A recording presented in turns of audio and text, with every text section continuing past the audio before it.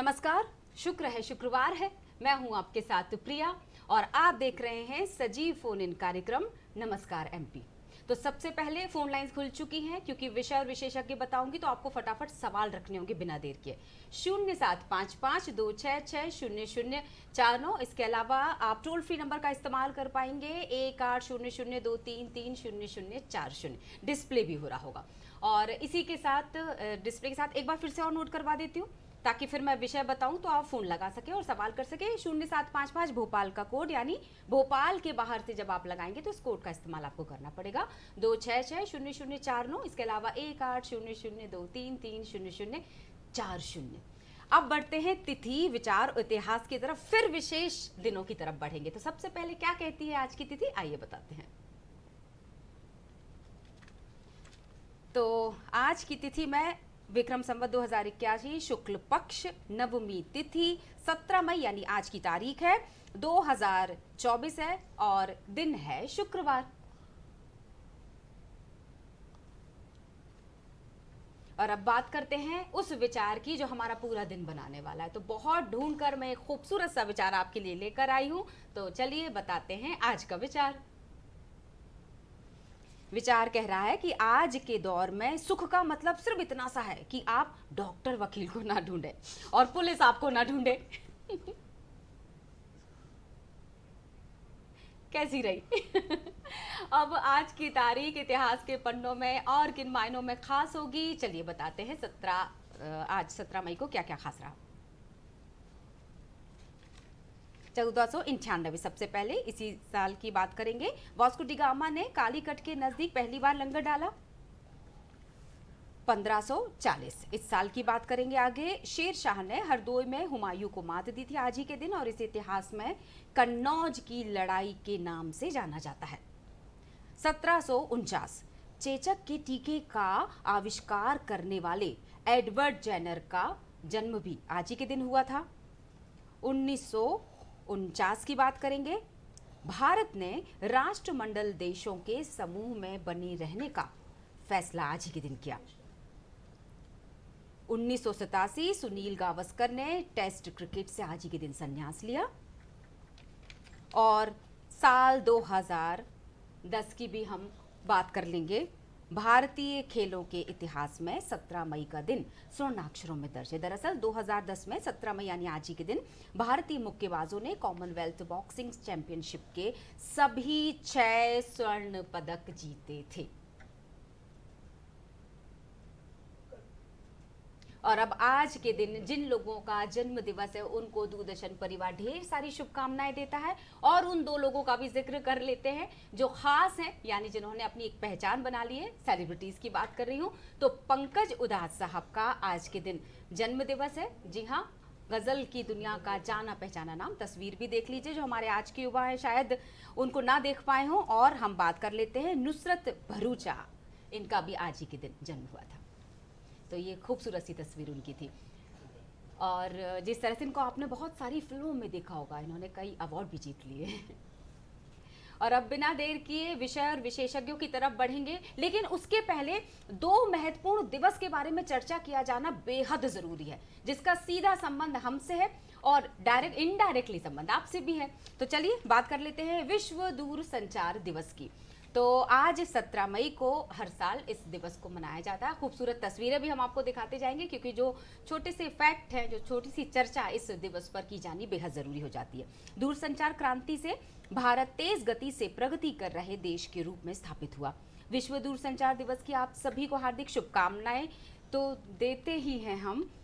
साल 1865 को इसी दिन इसकी स्थापना हुई थी।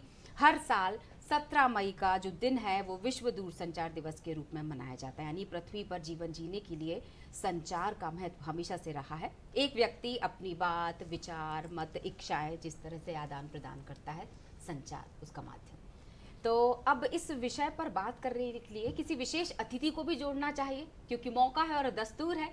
तो हम महेंद्र सर से बात करेंगे जो कि जीएम है बीएसएनएल। जी हाँ, और दूरसंचार दिवस पर बात करने के लिए हम उन्हें फोन लाइन पर जोड़ने वाले हैं।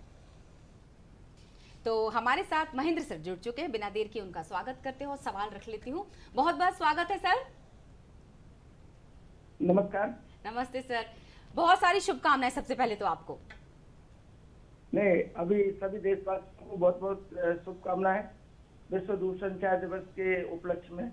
क्या कहना चाहेंगे सर इसके महत्व को लेकर, आधुनिक परिदृश्य के अगर संदर्भ में बात करूं तो?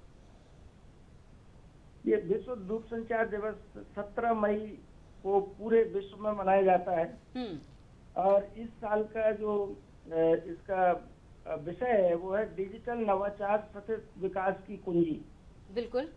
तो हर साल 17 मई को विश्व दूरसंचार और सूचना समाज दिवस मनाया जाता है।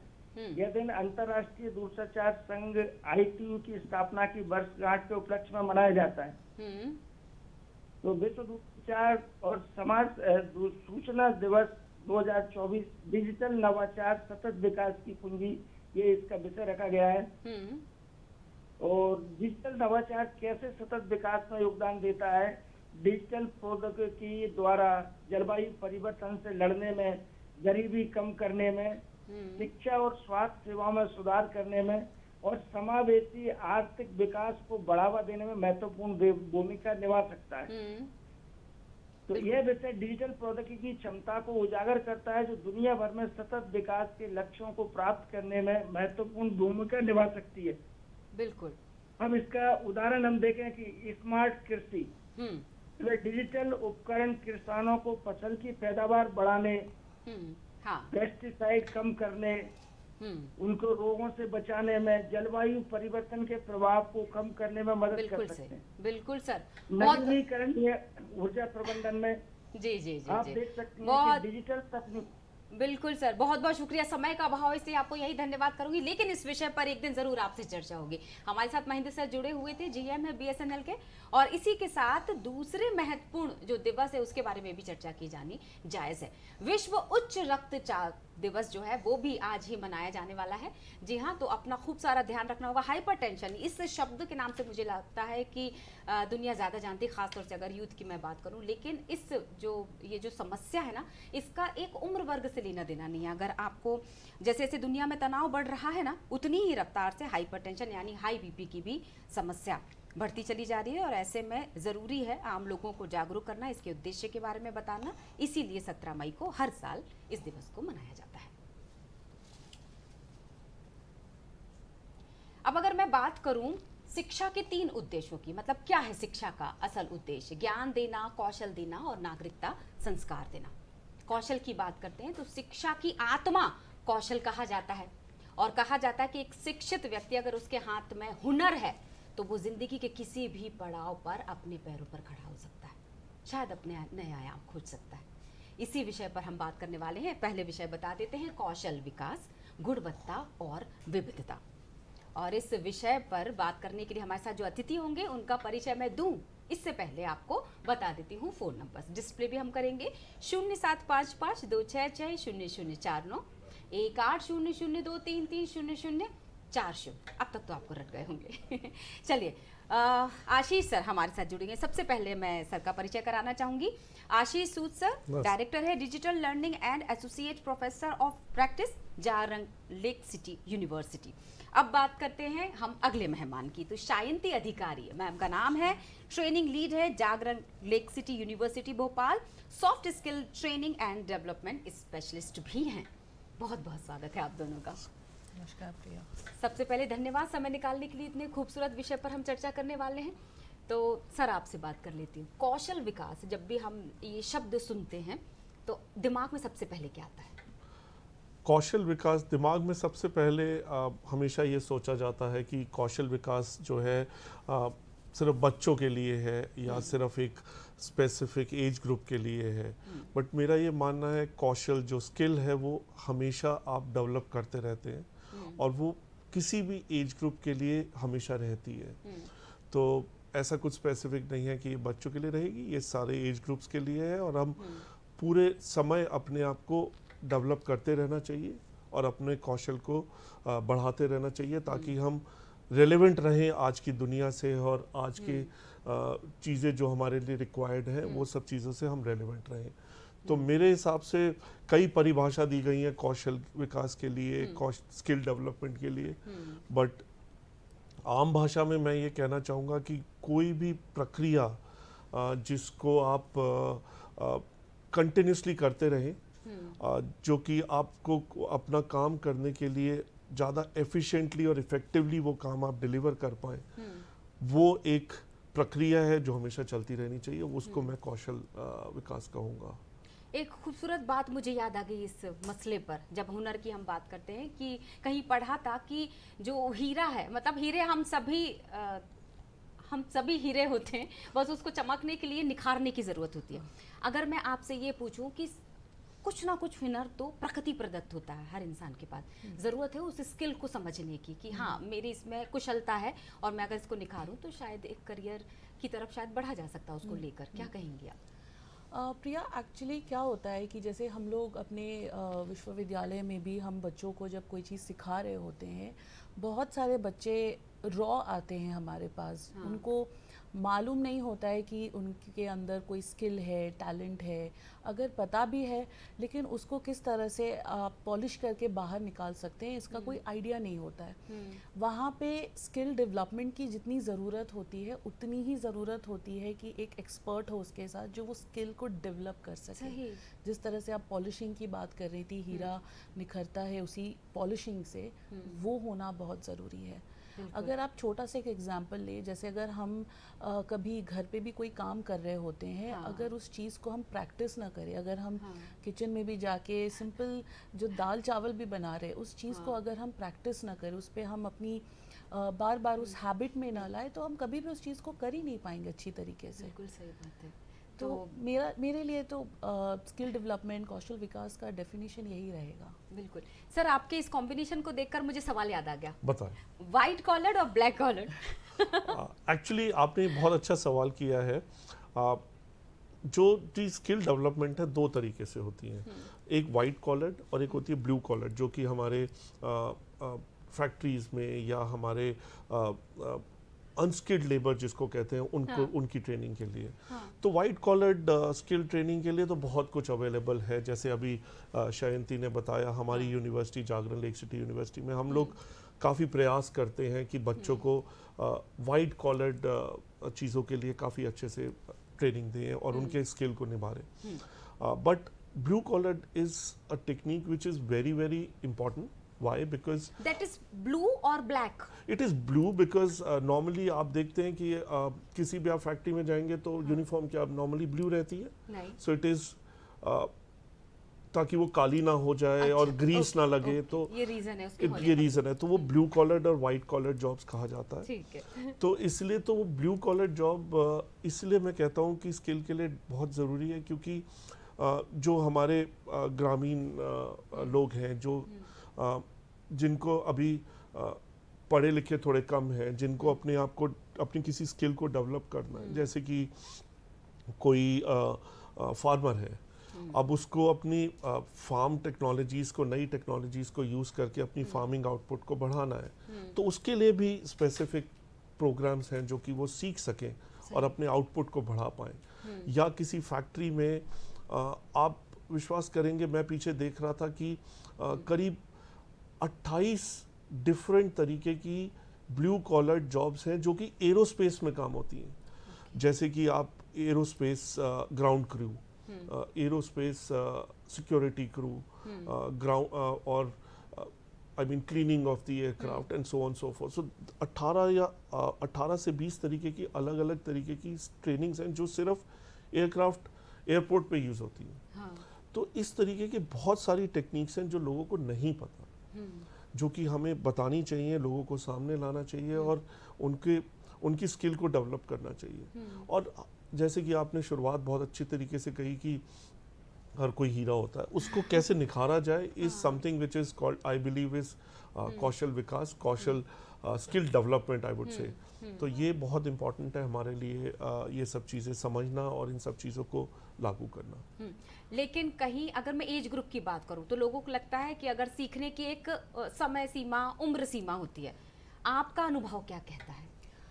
मेरा अनुभव बहुत ही अलग है जो आपने अभी कहा है, और ये होता है, लोगों को बहुत बार ऐसा लगता है कि हम एक पर्टिकुलर एज ग्रुप तक ही पढ़ाई करें, उसके बाद हम जॉब करे। बट आप एक तरफ से अगर देखें अपनी लाइफ को भी, हम बचपन से लेके अब तक हर पड़ाव पर हम सीख रहे हैं। सही। ज़रूरी नहीं है कि हमें किताब खोलकर ही पढ़ाई करनी है और नॉलेज गेन करना है। अगर मैं आज किसी भी ऐसे महिलाओं को देखती हूँ जो पैटर्न मेकिंग सीख रहे हैं, जो इलस्ट्रेशन सीख रहे हैं, जो अपना डिज़ाइन स्टूडियो अलग से ओपन कर रहे हैं, स्टिचिंग सीखकर, या गारमेंट इंडस्ट्री में जो बिलोंग करते हैं, वहाँ से भी आप बहुत कुछ सीख सकते हैं कि किस तरह से वो अपने आप को सक्षम बना रही हैं स्किल डेवलपमेंट के थ्रू, जो शायद से आपको बहुत हद तक अर्बन जगह पे थोड़ी कम देखने को मिले। जो स्ट्रगल, जो कॉन्फिडेंस वहाँ पे चाहिए होता है, वो शायद से यहाँ पे थोड़ी कम थोड़ा सा अगर लीक से हटकर सोचना है, 10 से 5 की नौकरी से हटकर अगर कुछ सोचना है, Yes. भीड़ से अलग अगर अपनी बिल्कुल। पहचान बनाना है, तो हुनर को बिल्कुल। तलाशना बेहद जरूरी है। बिल्कुल। इसी बात पे याद आ गया कि इनको याद दिला दे कि हमारे फोन नंबर जो नोट करवा दिए हैं 075526600049 या फिर 1800233040, इस पर कॉल कीजिए। अगर कोई कौशल है आपके अंदर तो उसको कैसे विकसित किया जाए, कौन से संस्थान या किस तरह से मदद कर सकते हैं विशेषज्ञ, यही बताने के लिए आज हमारे साथ आशीष सर और शांति मैम है। आशीष सर, अगर कैटेगराइज हम करें जिस तरह से संस्थान जो भी सेंटर से जो हेल्प करते हैं, तो मुझे नहीं पता कि मेरे अंदर क्या हुनर है सपोज, तो पहले उसकी भी एक ग्रूमिंग कहना चाहिए या उसका भी एक सेशन होता है, बताते हैं आप कि तुमको इस क्षेत्र में जाना चाहिए। ये अच्छा सवाल है, क्योंकि एक प्रक्रिया रहती है अपने आपको स्किल डेवलपमेंट के लिए। सबसे पहली प्रक्रिया ये होती है कि आप पहले अपने आप को जानें कि आप में क्या है। जब आप वो पहचानते हैं तो आप वो एक गैप आइडेंटिफाई कर पाते हैं कि आपको इस स्किल में मेरे पास है, मैं इसको डेवलप करूँगा। इस प्रक्रिया के बाद आपको डिसाइड करना होता है कि आपको टेक्निकल स्किल्स में जाना है या आपको ह्यूमन स्किल्स में जाना है। नॉर्मली ह्यूमन स्किल्स आते हैं, कम्युनिकेशन स्किल्स हो गए या कोई भी इमोशनल स्किल्स हो गए। टेक्निकल स्किल्स कुछ भी हो सकते हैं, जो कि as simple as a beautician course और a coding course in computer science. So आपको पहले आइडेंटिफाई करना है कि आप में क्या है, वो प्रक्रिया पूरी फॉलो करें, अपने गैप को आइडेंटिफाई करें और फिर आप देखें कि आपको कहाँ से ये ट्रेनिंग लेनी है।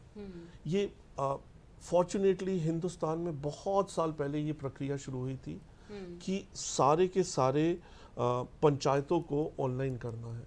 ये प्रक्रिया 1996-97 के आसपास शुरू हुई और 2004-05 के आसपास सारी पंचायत हमारी ऑनलाइन हो गई। तो ये एक बहुत बड़ा एक फर्स्ट स्टेप था सबको मिल के आगे विकास करने के लिए। तो अब वो प्रक्रिया को हम बहुत अच्छे से यूज़ कर सकते हैं। हम ऑनलाइन ट्रेनिंग ले सकते हैं, हम फिजिकल ट्रेनिंग ले सकते हैं, हम हाइब्रिड ट्रेनिंग ले सकते हैं ये प्रक्रिया को फॉलो करते हुए। बट उससे पहले एक बहुत ज़रूरी है समझना कि आपको किस तरीके की ट्रेनिंग चाहिए, क्योंकि ट्रेनिंग जो होती है वो 3 तरीके की होती है, upskilling, cross skilling and re skilling. तो आपको ये समझना है कि आपको अपने किसी स्किल को उभारने के लिए आपने ट्रेनिंग लेनी है या आपको अपने किसी नए कोर्स को लेना है जो कि आपको बिल्कुल नहीं आता, या आपने आप जो करंट जॉब कर रहे हैं उसको कैसे अच्छा कर सकें उसकी ट्रेनिंग लेनी है। तो इन तीनों चीज़ों, इस प्रक्रिया को देखते हुए, इन तीनों चीज़ों को करते हुए आपने आगे कैसे करना है। तो और एक चीज़ जो शयंती मैडम ने कही थी वो मैं फिर से दोहराना चाहूँगा, सीखने की कोई उम्र नहीं होती और ये प्रक्रिया हमेशा चलती रहनी चाहिए और हमेशा सीखते रहना चाहिए। एक चीज़ मैं याद दिला देती हूँ, वो विवेकानंद सर जो हमारे महर्षि की बात कर रही हूँ, उन्होंने कहा कि उठो जागो, तो मैं भी उसी लाइन को आगे बढ़ाती हूँ अपने तरीके से कि उठो जागो और तब तक मत रुको जब तक फोन लाइन न जुड़ जाए। तो 075526600049 1800233040। जो लोग सोचते हैं कि मतलब जॉब अगर नहीं करनी है, सपोज इसी तरफ आगे बढ़ना है हुनर के साथ, कौशल विकास के साथ, तो उनको लगता है कि प्राइवेट जॉब ही मिल पाएगी, मैं अपना काम तो कर ही पाऊंगा। क्या मुझे एक सवाल जो मन में उठता है, प्राइवेट जॉब मिल पाएगी? तो मुझे ऐसा लगता है, जो मेरी जानकारी कहती है कि अब प्राइवेट भी, शासकीय भी, अशासकीय भी और अशासकीय दोनों ही मिल सकती है। क्या ये जानकारी सही है मेरी? क्या आप उन युवाओं के लिए बात कर रही हैं जो स्टार्टअप में जाना चाह बिल्कुल, रहे हैं बिल्कुल। और अपना कोई एंटरप्रेन्योरशिप चलेगा, हाँ में बिल्कुल, जाना इसी चाह पॉइंट रहे ऑफ हैं? व्यू से बात करेंगे हम। तो देखिए आजकल का, जैसे हमने अपने यूनिवर्सिटी में ज़्यादातर देखा है कि बहुत छोटा एक चंक होता है जो जॉब के लिए एस्पायर कर रहे होते हैं। ज़्यादा से ज़्यादा युवाएं आज के डेट में जो हम देख रहे हैं वो स्टार्टअप्स में बिलीव भी करते हैं, इंटरेस्टेड भी हैं और मेहनत भी करना चाह रहे हैं। हाँ। वो सोचते भी हैं कि हमारे पास इतने सारे आइडियाज़ हैं तो क्या हम इसको यूटिलाइज करके कुछ अपना कर सकें, और उससे अगर हम दूसरों के लिए एम्प्लॉयमेंट का एक रास्ता बना सके, वो चीज़ एक अंदर से बच्चों में है। तो मुझे ऐसा लगता है कि ज़्यादातर युवाओं में आजकल जो हम देख रहे हैं, खुद से कुछ क्रिएट करने की बहुत ज़्यादा एनर्जी है और वो चाहते हैं कि भले कोई भी अपने घर से शुरू करे, ज़रूरी नहीं है कि उनको बाहर जाके करना है। बिल्कुल, हमारे साथ एक कॉलर जुड़ गए। डॉक्टर प्रदीप साहू हैं भोपाल से। बहुत बहुत स्वागत है प्रदीप सर, और सवाल रख लीजिएगा संक्षिप्त में।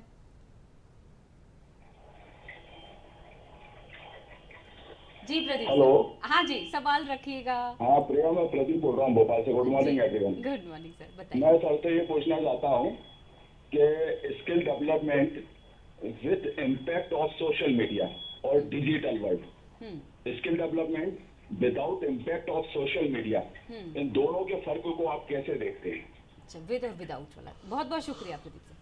प्रदीप जी, आपका सवाल बहुत आज की उससे बहुत रेलेवेंट है, क्योंकि सोशल मीडिया आजकल हमारी लाइफ को रोज़ इम्पैक्ट किसी ना किसी तरीके से करता है। स्किल डेवलपमेंट, आप किसी भी स्किल में जाना चाहें, अगर आप उस स्किल को अपने लोगों तक पहुंचाना चाहते हैं, ये एक माध्यम है सोशल मीडिया, जिसके थ्रू आप स्किल डेवलपमेंट, जो भी आपने स्किल सीखा है, आप अपने लोगों तक पहुंचा सकें। ये विद सोशल मीडिया है। अगर आपका सवाल रहता है कि बिना सोशल मीडिया के आप स्किल डेवलपमेंट कैसे कर सकते हैं, बिल्कुल आप कर सकते हैं। There are ways of doing going for various courses which are available without social media, and you can then eventually use that social media platform to reach the people. आप जनता तक पहुंच सकते हैं अपने स्किल को ले जाकर। जैसे कि मैं आपको बताऊंगा, एक मध्य प्रदेश में एक जगह है मऊ, वहाँ पे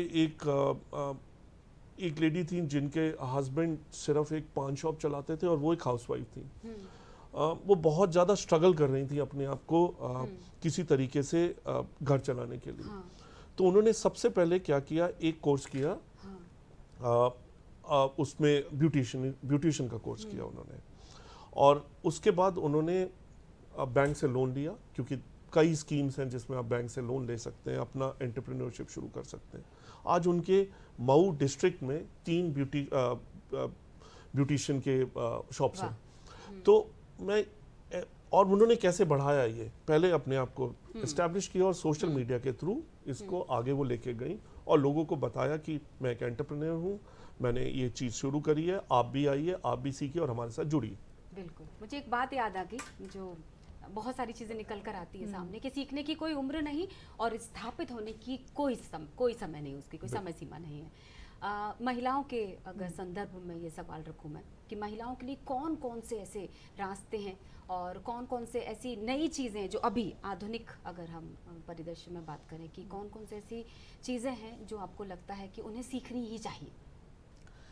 देखिए, कभी कभी मुझे ऐसा लगता है कि महिलाओं को बहुत ज़्यादा बॉक्स में डाला जाता है। अगर आप कभी कभी आपको लगेगा कि कुछ महिलाएं अपने आप को सोचती हैं कि हम सिर्फ घर का ही काम करें तो ये मेरे लिए सही है। कुछ महिलाएं सोचेंगी कि अगर हम बाहर काम करें, जॉब करें, तो वो मेरे लिए सही है। कभी कोई महिलाएं सोचती हैं कि अगर हम खुद से बिजनेस करें तो वो मेरे लिए सही है। कभी कभी थॉट्स में भी इसमें अलग अलग हमारे डिसीशंस भी आते हैं। लेकिन अगर आप ओवरऑल देखें आज के डेट में, मुझे ऐसा लगता है कि हर महिला को हर चीज़ में थोड़ी थोड़ी डेवलपमेंट करनी चाहिए। फॉर एग्ज़ाम्पल, अगर कोई महिलाएं अपने जॉब में बहुत अच्छा कर रही हैं, उनको अपने घर पे भी जो उनके लिए पर्सनली उनको जो हेल्प करे लेकिन अपने सबसे काम बड़ा के लिए, इशू ना टाइम मैनेजमेंट का टाइम आता है मैनेजमेंट का ही महिलाओं के होता साथ। है। ये बहुत ही नेचुरल है, ये ऐसी चीज़ नहीं है हाँ। कि किसी के साथ होता है नहीं होता, ये सबके साथ होता है, सबके साथ ये प्रॉब्लम्स आते हैं। और टाइम मैनेज करना अपने आप में बहुत बड़ा एक मैनेजमेंट है। जब आपने एक लाइन बोली थी ना, उससे मुझे वो बात याद आ गई कि don't underestimate the power of woman. Absolutely. Well, yes, I fully agree with it. Don't underestimate the power of और women. Under They are estimate ये भी नहीं करेंगे कि फोन लाइंस खुली हुई हैं तो 07552660049 और 180023300040। बहुत कम समय बचा है सर से सवाल करने के लिए, मैम से सवाल करने के लिए। जी सर, आप कुछ कह रहे थे। मैं ये कह रहा था कि जो आपने अभी सवाल किया कि don't underestimate the power of women, because मुझे ये लगता है कि आज के दौर में एटलीस्ट अर्बन सिटीज़ में women and men are taken alike, मतलब उनमें कोई डिफ्रेंसिएशन नहीं किया जाता, दोनों में ही दक्षता है, दोनों में ही दक्षता है, दोनों मिलजुल के आगे काम करते हैं।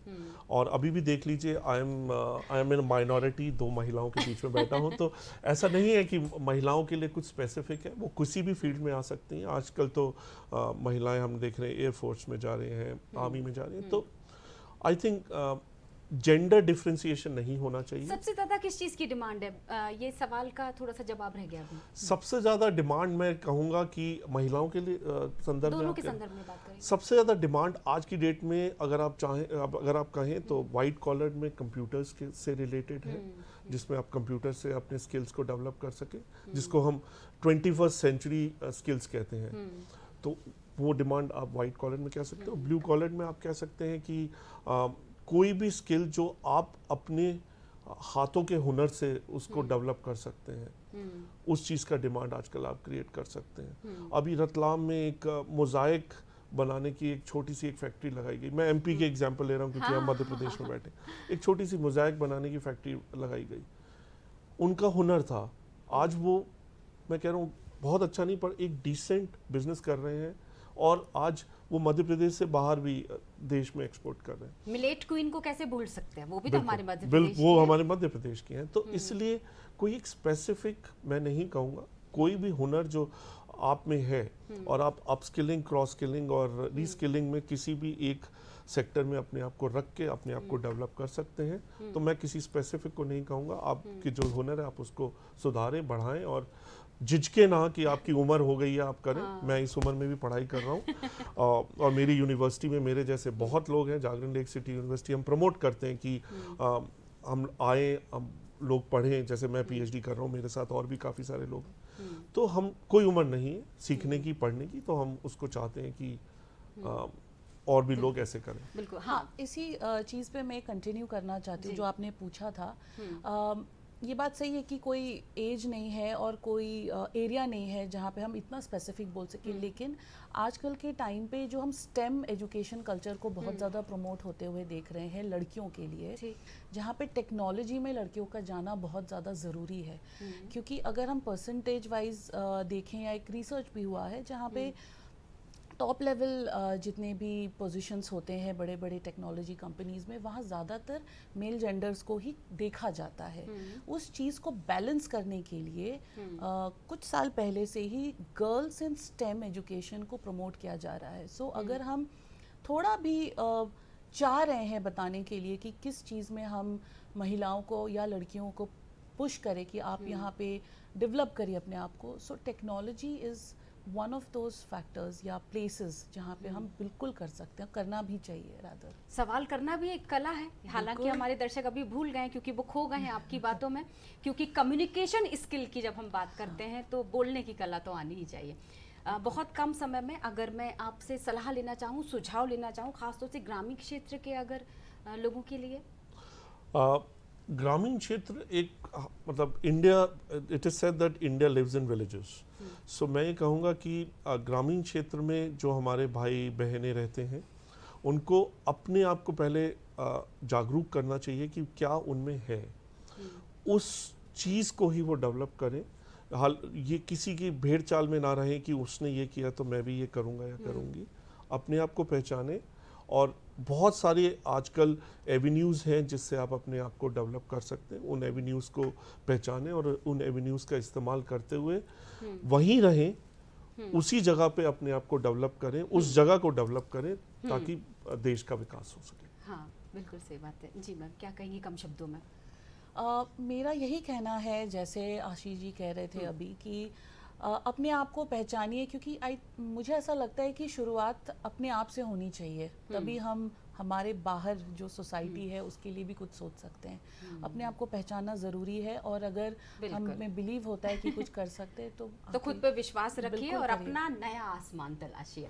इसी के साथ मैं आप दोनों को धन्यवाद करना चाहूंगी। आशीष सर हमारे साथ, आशीष सूजी, director digital learning and associate professor of practice, और शायंती मैम, शायंती अधिकारी मैम हमारे साथ ही, ट्रेनिंग लीड जागरण लेक सिटी यूनिवर्सिटी भोपाल से। बहुत बहुत शुक्रिया दूरदर्शन परिवार की तरफ से। फिर किसी रोज मुलाकात होगी, लेकिन दर्शकों आप कहीं मत जाना, क्योंकि फिटनेस भी एक बहुत अच्छी स्किल हो सकती है। अगर आप फिट रहना सीख लेते हैं तो दूसरों को भी फिट करने की कला आप इसमें निखार सकते हैं, यानी कि आप जिम ट्रेनर भी बन सकते हैं। तो क्या कहता है जुम्बा, ये हमारा अगला सेक्शन है, तो चलिए चलते हैं उस तरफ।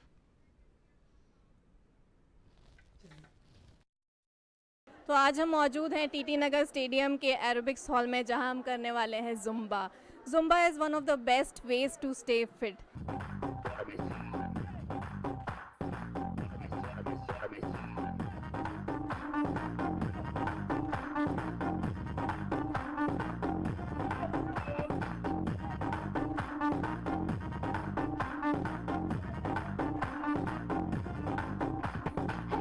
மம்மி வீட்டில் இல்ல நடக்கோட யாரும் இல்ல விளையாடு போமா உள்ள பில்லாடா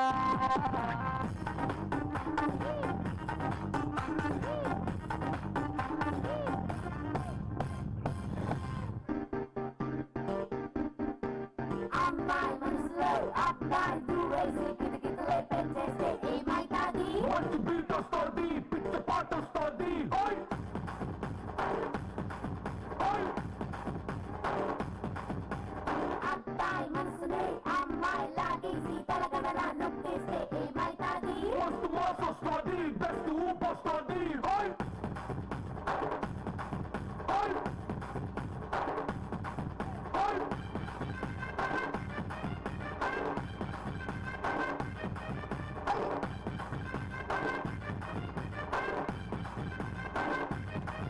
आजा छोरे आजा गोरे आजा छोरे नाचो नाचो नाचो नाचो नाचो नाचो वीर नाचो नाचो नाचो नाचो नाचो नाचो नाचो यार नाचो नाचो नाचो नाचो अच्छी मेरी जैसा खंडा नाचो नाचो नाचो नाचो बिच्छू कांटा लागे ऐसा नाचो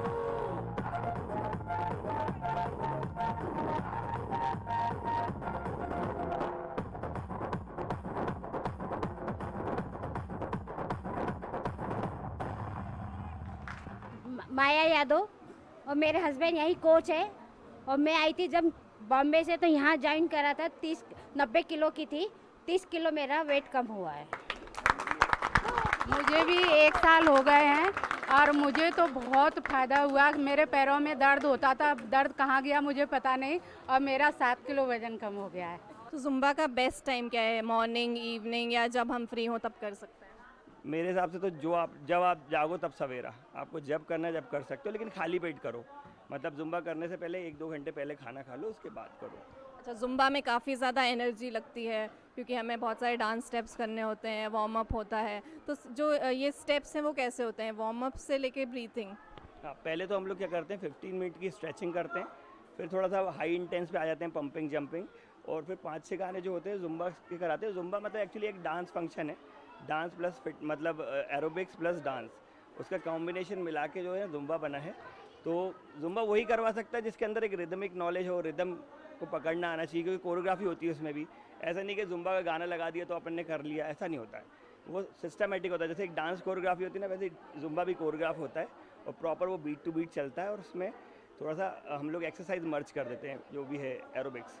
हाँ। और अगर वेट लॉस करना चाहें तो कितने टाइम में ये हो सकता है जुम्बा के थ्रू? वो तो देखिए सामने वाले पर्सन के ऊपर है। अब यहाँ पर आके 500 से 600 कैलोरी अगर वो बर्न कर रहा है और घर पे जाके 1000 खा लेगा तो फिर कोई मतलब ही नहीं है। फिट रहने के लिए थोड़ा सा आपको फास्टिंग भी करनी पड़ेगी, थोड़ा सा फूड भी अवॉइड करना पड़ेगा। ऐसा सिर्फ जुम्बा करने से क्या होगा कि आपकी mentally strength, body strength, energy level ये सब हाई हो रहा है और कैलोरी बर्न हो रही, तो वहाँ पर अपन को थोड़ा सा खाना कम करना पड़ेगा। जैसे आपने खाने की बात की तो मैं डाइट पे आने वाली हूँ, तो डाइट इसके साथ कैसा रखना चाहिए? डाइट इसके साथ ये रखिए कि रात का खाना आप जल्दी खा लो, मतलब 6-7 बजे खा लो, फिर देखो इम्प्रूवमेंट 1 महीने में। और कुछ वेजिटेबल्स ज़्यादा यूज़ करो, क्योंकि जंक फूड मत खाओ। ये तो सभी को पता है, मेरे बताने से कुछ नहीं होता, सभी को सब चीज़ें पता है, बस आपको परहेज करना है कुछ टाइम के लिए, जैसे मैं हूँ।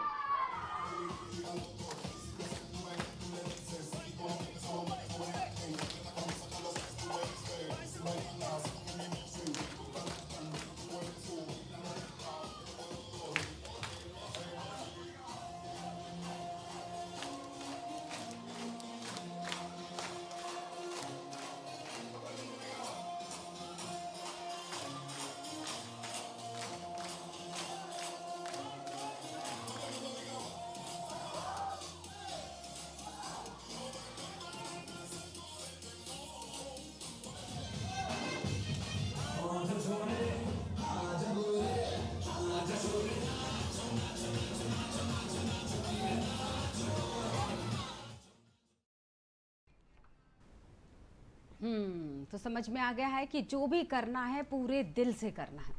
तो इस एक्सरसाइज के बाद अब अगले सेगमेंट की तरफ बढ़ेंगे। हमारे मेहमान, ये हमारे सेक्शन का नाम है अगले, और इस पर चर्चा करने से पहले वो जो लाइन कह रही थी ना कि जो भी करो पूरे मन से करो, ये बात एक्चुअली मैंने इसलिए उल्लेखित की है क्योंकि ये कहना है हमारे अगले मेहमान का। हमारे साथ जुड़े हुए हैं अर्णव भंडारी, और उनके बारे में बताऊं इससे पहले ये भी चर्चा करनी ज़रूरी है कि भारत की जो सबसे कठिन और थका देने वाली परीक्षाओं का जब जिक्र होता है तो सिविल सेवा परीक्षा की बात की जाती है। जी हाँ, और लाखों लोग उस परीक्षा की तैयारी करते हैं, हज़ारों आगे तक बढ़ते हैं, और कुछ एक होते हैं जो सफल होते हैं और IAS अधिकारी कहलाते हैं। 232वीं रैंक लेकर आए, फैशन से संबंध था और फैशन से निकलकर एडमिनिस्ट्रेशन तक कैसे सफ़र तय किया। वो कहते हैं कि जब मैं हार जाता था, क्योंकि चौथे अटेम्प्ट में उन्होंने अपनी मंजिल को पाया, जब वो हार जाते थे, थक कर आगे बढ़ते थे, और जब उठते गिरते थे तो परिवार और दोस्तों के बीच में चले जाते थे, क्योंकि वो उनकी ताकत थे। बहुत बहुत स्वागत करती हूँ मैं आपका। दूरदर्शन परिवार आपको धन्यवाद इसलिए देता है क्योंकि आपने समय निकाला, भी बहुत व्यस्त शेड्यूल जा रहा है, और बहुत सारी बधाइयाँ भी देता है। 232वीं रैंक, UPSC के चयनित अभ्यर्थी, चौथे अटेम्प्ट में इस मंजिल को हासिल करने वाले अर्णव भंडारी। माँ रेस्टोरेंट चलाती थी, और मैंने कहीं सुना है, सवाल रख लेती हूँ आपसे कि वहाँ बैठे बैठे लोगों से मिलते मिलते आपके मन में ख्याल आया, उनसे सवाल करते करते लोगों से, कि मुझे भी सिविल सेवा परीक्षा की तरफ बढ़ना चाहिए। सच है ये? हाँ जी, ये सच है। क्या है पूरी कहानी?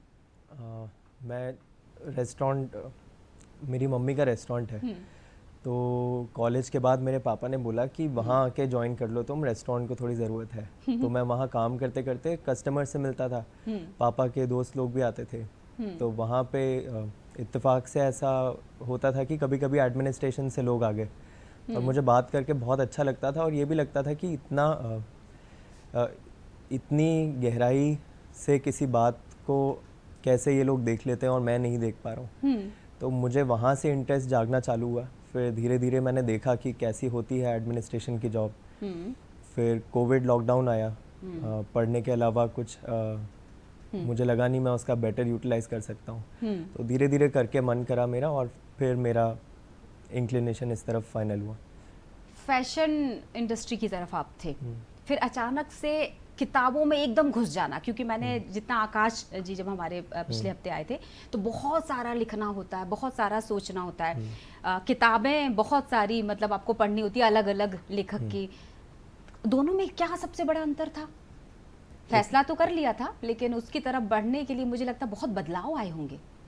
हाँ, बदलाव तो काफ़ी ज़्यादा आ गया। जैसे आकाश ने बोला, पढ़ना तो बहुत पड़ता है, और फैशन में पढ़ाई इतनी नहीं है जितना सोचना है, जितना काम करना है। तो एक अप्लाइड है और एक थ्योरेटिकल है, एटलीस्ट इस स्टेज पे। वो सबसे बड़ा बदलाव था, क्योंकि मैं टेबल पे बैठना 4-5 घंटे के लिए कैसे बैठते हैं वो भूल गया था। वो सीखने में, वो याद करने में इतना टाइम लगा कि बहुत मेहनत लगी। क्या इसे ही रीस्टार्ट कहा जाएगा क्या? बार बार गिरना, फिर आगे बढ़ जाना, फिर उन्हीं किताबों के बीच में चले जाना जहाँ से आप एक समय निकल कर आए फिर वहीं जाना, मतलब वो चौथे अटेम्प्ट तक के सफर की बात कर रही हूँ। रीस्टार्ट तो नहीं, बट चेंजिंग डायरेक्शंस बोला जाएगा, क्योंकि मेहनत तो मैं उस डायरेक्शन में भी बहुत कर रहा था। इसमें मेहनत का डायरेक्शन चेंज हो गया बस। क्या सबसे ज्यादा थका देने वाला था? थकान मुझे ऑब्वियसली हाँ प्रीलिम्स जी। की बात करें, मेंस की बात करें और इंटरव्यू, ऐसा मैंने सुना है कि मॉक इंटरव्यू जो आपके मैंने देखे भी, उससे बिल्कुल अलग था। रियल इंटरव्यू अलग होता है, हाँ जी, मानते हैं आप भी इस हाँ बात जी, को? एकदम अलग है। तो बताइए थोड़ा सा, प्री के बाद मेंस, मेंस के बाद इंटरव्यू। जो पहला सवाल था सबसे मुश्किल क्या था, तो ये प्रीलिम्स और मेंस के बीच के जो 3 महीने होते हैं, इसमें अगर ज़्यादा सोते हैं हम तो ऐसा लगता है अरे ये छूट जाएगा, कम सोते हैं तो कुछ पढ़ाई नहीं होती। तो बैलेंस बैठाना प्री और मेंस के बीच में सबसे मुश्किल पार्ट है। बट डिफ़िकल्टी एज सच लगी नहीं, क्योंकि हाँ डिफ़िकल्टी लगेगी तो मेहनत कैसे कर होगी। पाएंगे। हाँ, दिमाग उसी तरफ लगा रहेगा कि मुश्किल है कैसे करेंगे, तो उस तरफ से दिमाग थोड़ा डाइवर्ट करना पड़ता है। और अच्छा भी है, मतलब मज़े आने लगते हैं एक पॉइंट के बाद पढ़ने में। कितने सालों से तैयारी कर रहे थे? 4 साल। ठीक है, 4 सालों में अलग अलग मूड स्विंग हुए होंगे, अलग अलग विचार आए होंगे। एक पल के लिए लगा कि रहने ही देते हैं, फैशन इंडस्ट्री ज़्यादा अच्छी थी। हाँ, लगता था, बीच बीच में लगता था।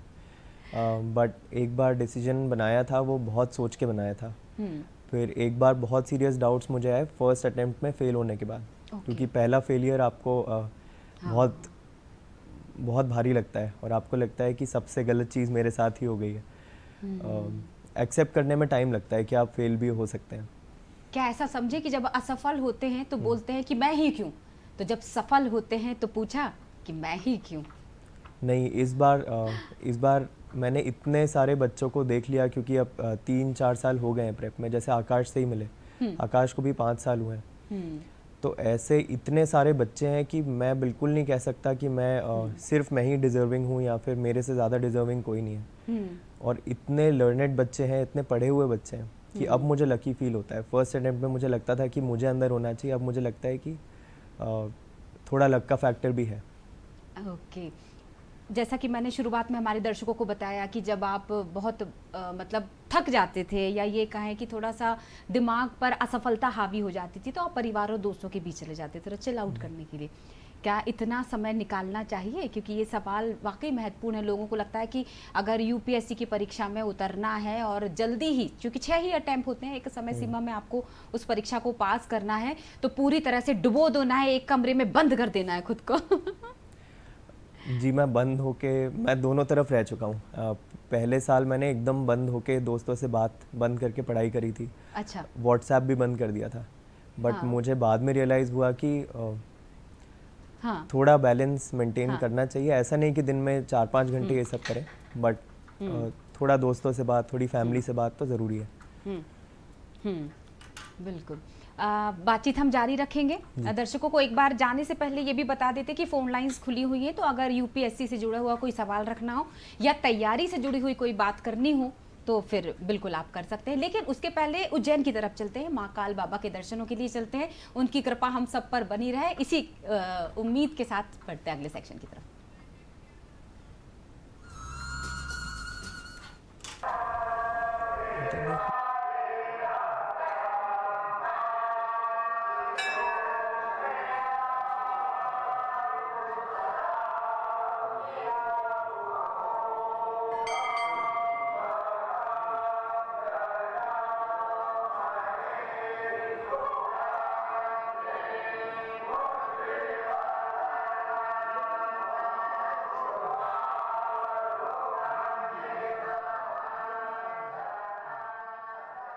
ध्वनियों का, गंधों का एक अलग जगत है।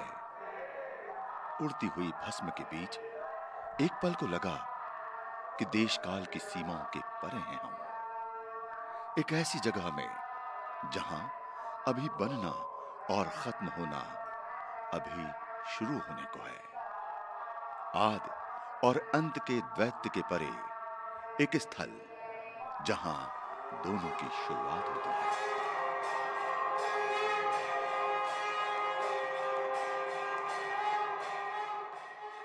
ऐसा लगना शायद इसलिए संभव हुआ है क्योंकि हम महाकाल की उपस्थिति में हैं।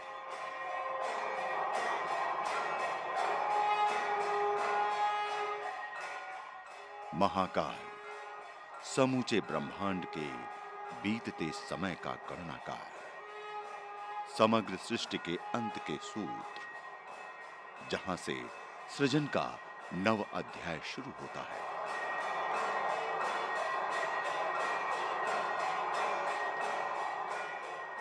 उनके महाकाल रूप की आराधना का समय है ये ब्रह्म मुहूर्त।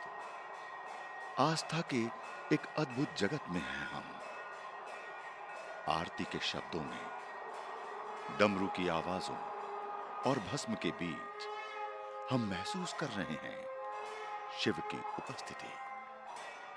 उनके श्रृंगार को देखना एक ऐसी आस्था के समक्ष होना है जो कहीं हमारे भीतर भी होती है।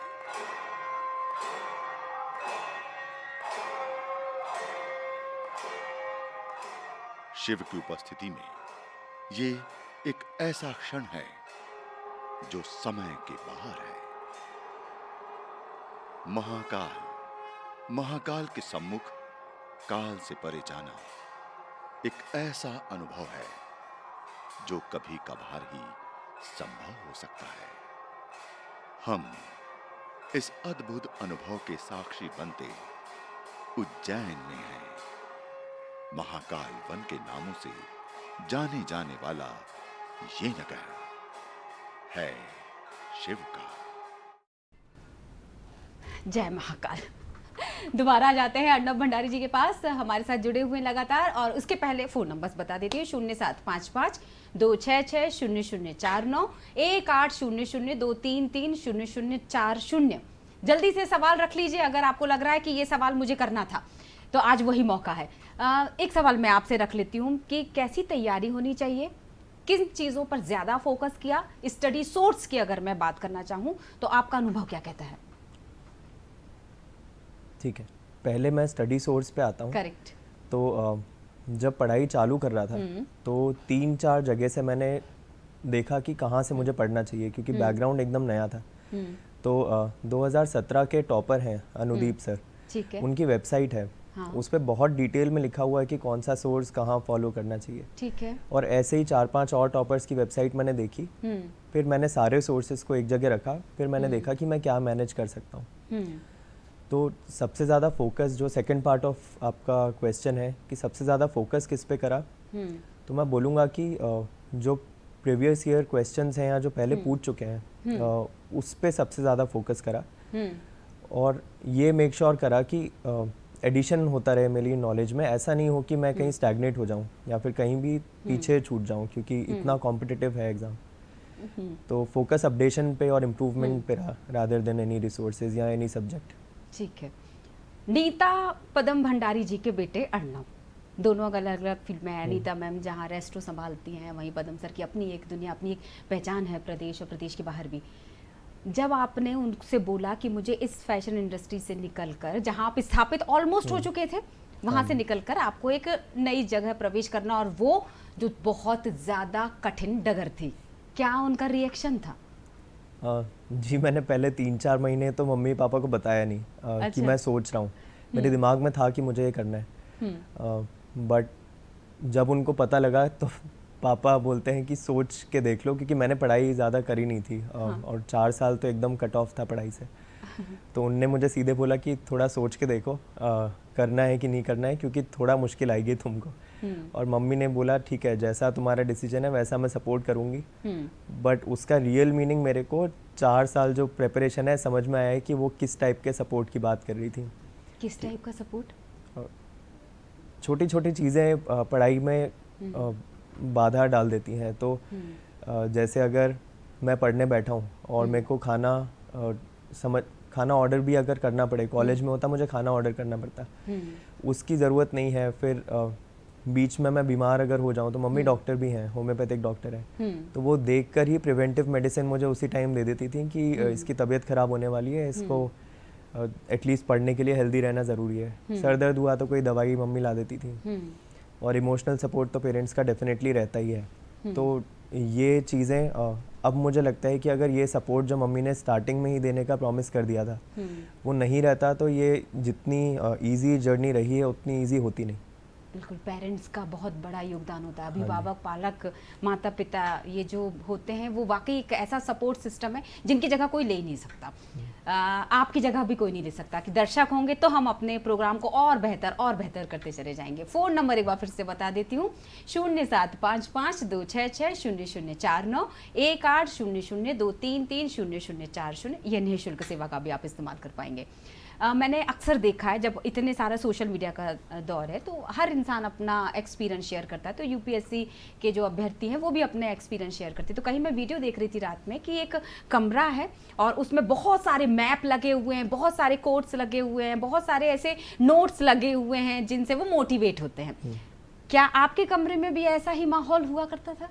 नहीं, नहीं मुझे मेरी वॉल्स एकदम क्लीन पसंद है और पढ़ते टाइम मैंने अपनी टेबल ऐसे रखी कि खिड़की के पीछे रहे, क्योंकि जब आप लॉन्ग आवर्स के लिए बैठते हो तो आंखों पे स्ट्रेन पड़ता है।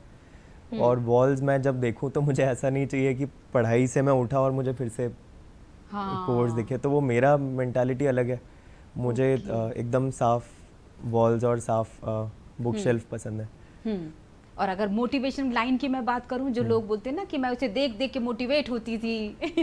पापा ओके, पापा से मैं बोलता था पापा, उनको जाते से ही बोलता था पापा थोड़ा लैक ऑफ मोटिवेशन हो रहा है। तो वो कुछ भी कहानी सुनाएंगे या फिर ड्राइव पे ले जाते थे मुझे बीच बीच में। या फिर बहन से मैंने बात कर ली तो बहन अभी MD मेडिसिन परस्यू कर रही है। उसका भी जो फील्ड है वो इतना कॉम्पिटिटिव है कि उसे आइडिया है कंपटीशन की क्या टोल लेता है आपके माइंड पे।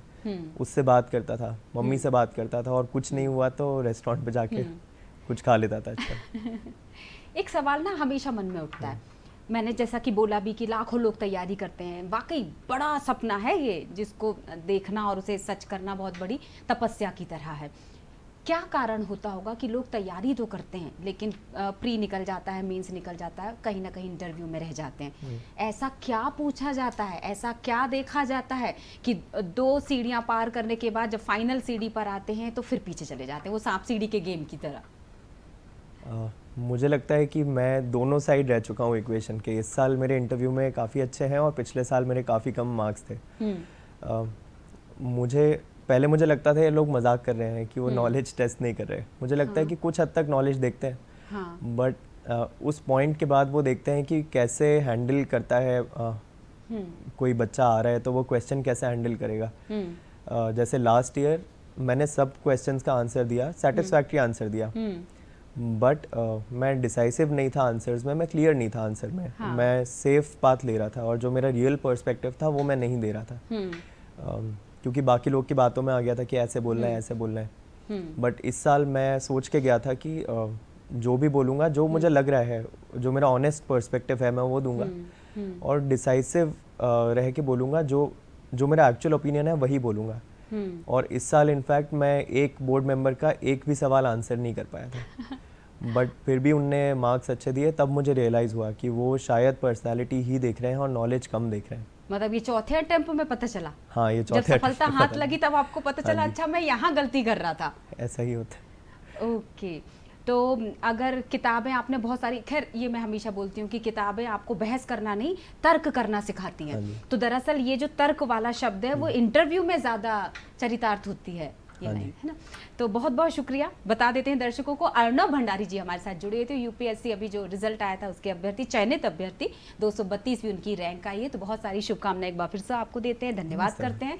और ये भी याद रखिए कि वाकई अगर आपने मैंने कहीं सुना था, किसी विशेषज्ञ ने ये बात कही थी कि अगर नौकरी करनी है ना तो IAS अधिकारी वाली करो, सिविल सेवा वाली करो।